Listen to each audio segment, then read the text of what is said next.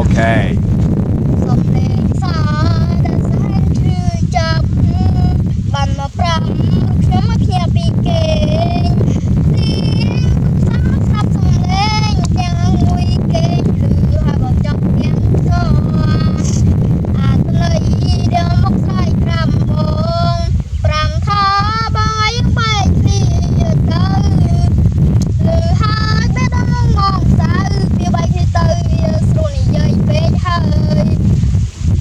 តែបងមិនហំខិតចិនអូនเอาតែអសប្បាយមីមេតែបងចង់ប្រាប់អូនរឿងមួយពេលដែលបងភ្ញាក់ពីគេងពេលដែលបងភ្ញាក់ពីគេងមកតែនឹកសំលេងរបស់ស្រីអូនខំសួរបងអូនណាប្រំថ្លៃតើពេលនេះកូននៃបងភ្ញាក់ពីគេងហើយឬនៅពេលដែលនឹកឃើញនំដងពេលដែលនឹកឃើញនំដងបែរដងបងស្រីរូនអតើនៅទីណាហេតុអ្វីក៏ពេលនេះអូនទុកបងឯកាតើអូនមាននឹងទេថាបងឯកាខ្លះណាំងពេលដែលគ្មានអូន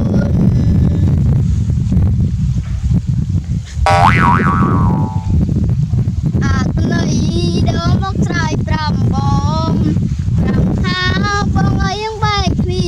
ទៅឬហើយពីដល់មកសៅវាបែកគ្នាទៅវាស្រួលនិយាយពេកហើយតែបងមិនណាំខិនចិនអូនឲ្យតែនំសប្បាយមី